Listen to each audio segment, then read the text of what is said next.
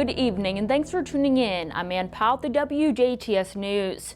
No injuries were reported after an afternoon house fire in Jasper on Tuesday. Jasper Fire Department Chief Kenny Hoaxing says firefighters were dispatched to a working house fire on Blessinger Lane near Church Avenue just before noon. Hoaxing says the bedroom was fully gutted and the fire extended into the living room, filling the entire house with heavy smoke. The cause of the fire is still under investigation. A Pekin woman is facing a serious felony charge after a 2-year-old girl died in her care. The Washington Sheriff's Department responded to a Poplar Street address in Pekin after receiving a 911 call reporting about an unresponsive child just after midnight on Tuesday morning. The child was immediately transported to St. Vincent Hospital and pronounced dead by the coroner's office. Officers then obtained a search warrant for the residence as part of the investigation and spoke with 30-year-old Sarah Marie Beerley, the live-in girlfriend of the child's father, as well as other family members at the scene. The investigation then continued at the Washington County Jail, where Sarah Beerley was arrested for neglect of a dependent causing death, a level 1 felony. An autopsy was scheduled for later Tuesday afternoon. The case is still under investigation and will be updated as more information becomes available. The Tell City Police Department is investigating an incident involving shots fired into an empty vehicle. It happened between 4 p.m. and 4:30 p.m. in the 900 block of 20th Street on Monday, September 13th. No one was injured in the incident.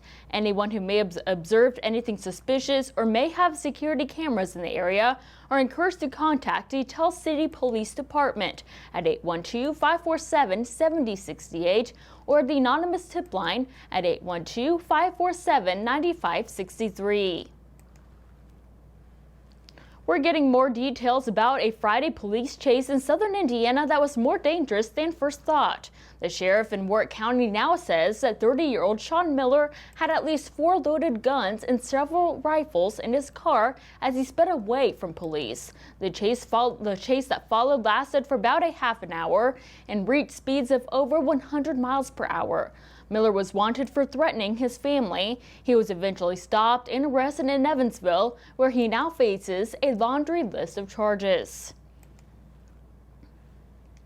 Indiana is facing the latest wave of COVID-19 with 3,580 new cases reported today for the state and 91 new deaths. To date, there have been a total of 913,528 cases for COVID-19 and a total of 14,482 deaths reported in the state, with 458 additional deaths ruled as probably associated with COVID-19. There have also been a total of 106 confirmed cases of multi-system inflammatory syndrome in children. As of right now, only 54.1% of Indiana's population is fully vaccinated. Du Bois County saw 45 new cases and no new deaths reported today by the Indiana State Department of Health, with a 7-day positivity rate of 14% amongst all tested and 27.7% amongst unique individuals. To date, there have been a total of 7,481 cases for the county, and 123 Du Bois County residents have died from the virus.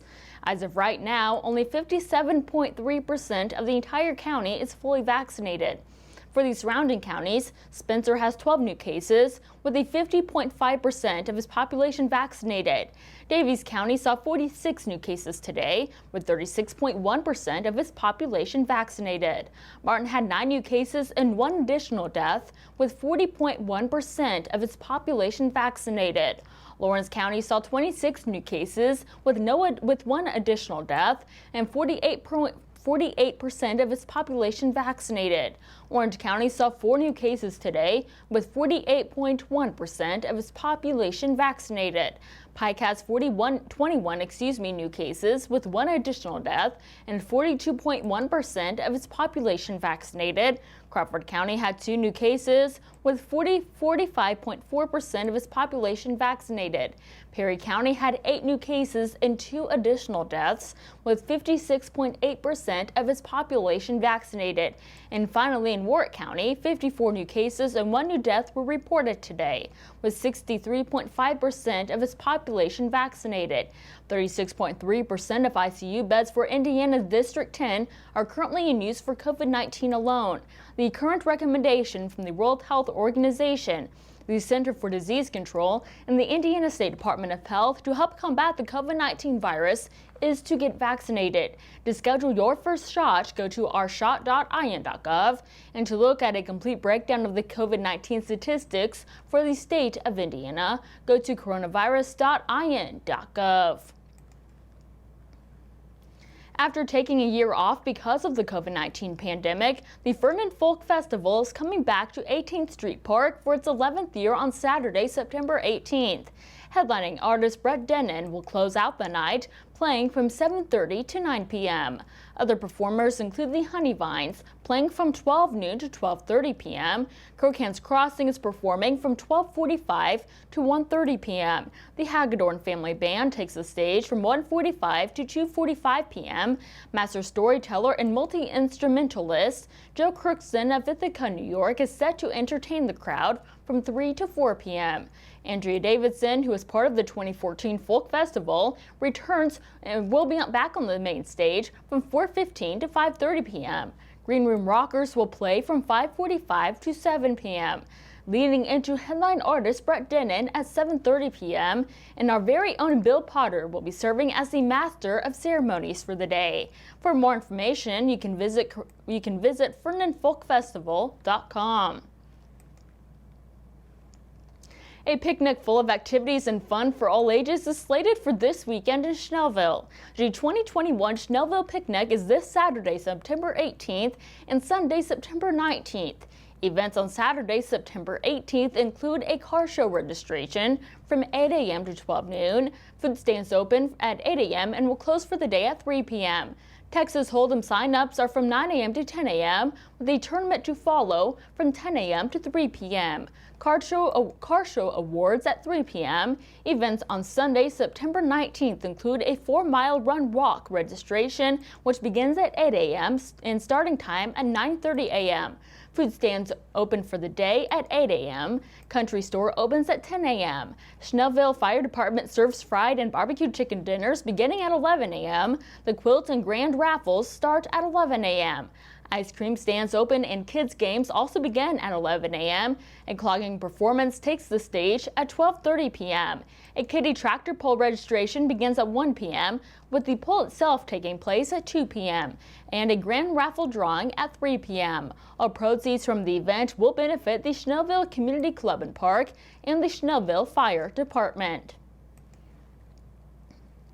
DC Multisport is holding their first ever pickleball tournament in a few weeks. The two-day event is planned for September 25th and 26th at Bonert Park in Jasper and is open to all skill levels and ages and features a women's doubles and men's doubles tournament on Saturday and a mixed doubles tournament on Sunday.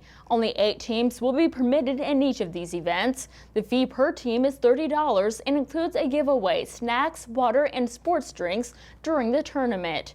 The format of play will be a round robin, allowing each team to play 7 games. Games will be up to 15 points. Win by 2 points. Change sides at the 8th point. You can choose your partner and register the team now at dcmultisport.com or go to DC Multisport's Facebook page for a link to the online registration. Awards for first and second place will be given to the teams with most wins. The proceeds from the event will go back to the City of Jasper and Park and Recreation Department to help with the maintenance of pickleball courts throughout the town. Thousands of dollars in grants are now headed back to arts organizations around the state. The Indiana Arts Commission says that $834,000 in American Rescue Plan Act funds were distributed to 278 nonprofit organizations this week. The following local nonprofits are each receiving a $3,000 grant: Veal Creek Players Incorporated in Daviess County, and City of Jasper Arts Department and Strings Incorporated in Du Bois County. Grants were distributed through the agency's Arts Recovery Program with American Rescue Plan Act funds directly from the National Endowment for Arts, or NEA, with additional NEA funds through the Arts Midwest, Indiana's regional partner. Panelists met virtually last month and assessed each applicant's ability to advance the arts, provide relevant activities and access to the arts, and operate through June of 2022. Politicians and voters will get their first look at Indiana's new political map today. The map, drawn after the 2020 census numbers, finally arrived and will decide the political boundaries for Congress and the state legislature. Indiana's population shifted from rural to urban, and the map will reflect that. Indiana is still a Republican-controlled state, and the map is not expected to change that at all. The Indiana Senate Republican Caucus is offering paid spring semester internships in communications, information, technology, legal, legislative, and policy offices during the 2022 session of the Indiana General Assembly. Qualified candidates may be of any major and must be at least a college sophomore. Recent graduates, as well as graduate and law school students, are also encouraged to apply. Positions are open to Indiana residents as well as non-residents who attend a college or university in Indiana. Interns will earn a $750 biweekly stipend and benefit from scholarship and academic credit opportunities, professional development, community involvement, and networking. Senate internships are full-time positions at the State House in downtown Indianapolis that begin with a mandatory orientation in late December and conclude at the end of the legislative session in March of 2022. More information and to access the application, you can visit IndianaSenateRepublicans.com. The deadline to apply is on October 31st. And stay tuned, your weekly forecast and sports with Kurt Gooksell are still to come on the WJTS News.